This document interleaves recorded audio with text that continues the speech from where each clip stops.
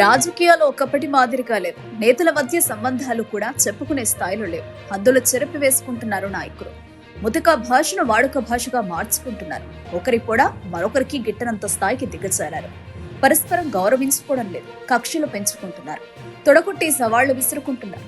ఇలా చెప్పుకుంటూ పోతే ఆదివారం ఆంధ్రజ్యోతి పత్రికలో వేమూరి రాధాకృష్ణ ఇలాంటి సుభాషితాలు చాలానే రాశారు. ఒక పత్రిక అధిపతిగా, సీనియర్ పాత్రికేయుడిగా రాధాకృష్ణ ఇలా సుభాషితాలు రాయొచ్చు.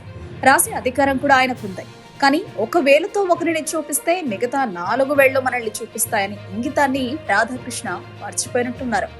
రాధాకృష్ణ నిర్వహించే ఓపెన్ హార్ట్ విత్ ఆర్కే కార్యక్రమంలో ఎలా మాట్లాడతారో ప్రత్యేకంగా చెప్పాల్సిన పని లేదు. కవితను ఆ మధ్య ఇంటర్వ్యూ చేసినప్పుడు రాధాకృష్ణ ఎలాంటి ప్రశ్నలు అడిగారు, ఆమెను ఏ విధంగా సంబోధించారు, కేటీఆర్ ను కేసీఆర్ ప్రస్తావన వచ్చినప్పుడు తిక్కలోడు అని వ్యాఖ్యానించింది కూడా ఇదే రాధాకృష్ణ.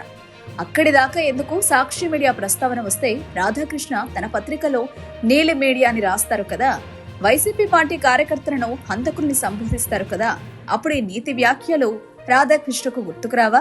కేటీఆర్ చేసిన వ్యాఖ్యలను ఇక్కడ మేము సమర్థించడం లేదు. రాధాకృష్ణను మేము వ్యక్తిగతంగా విమర్శించడం లేదు.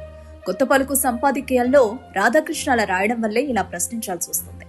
రేవంత్ రెడ్డి, చంద్రబాబు అనుకూలమైన వ్యక్తులు కాబట్టి వారిద్దరి మధ్య సత్సంబంధాలు గొప్పగా ఉన్నాయని చంద్రబాబు రాశారు. మరి అదే కేటీఆర్, జగన్మోహన్ రెడ్డి మధ్య సత్సంబంధాలు కొనసాగుతుంటే రాధాకృష్ణ ఎందుకు సానుకూల ధోరణిలో చూడలేకపోతున్నారు? రాధాకృష్ణ టెంపర్మెంట్ ఉన్న జర్నలిస్ట్, అందులో ఏమాత్రం అనుమానం లేదు. పైగా కొన్ని విషయాలలో కుండబద్దలు కొట్టినట్లు చెప్తుంటారు.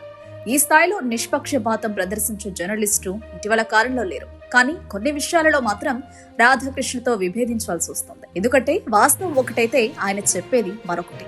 అందువల్లే అది వినేవాళ్లకు, చదివే వాళ్లకు మింగుడు పడడం లేదు.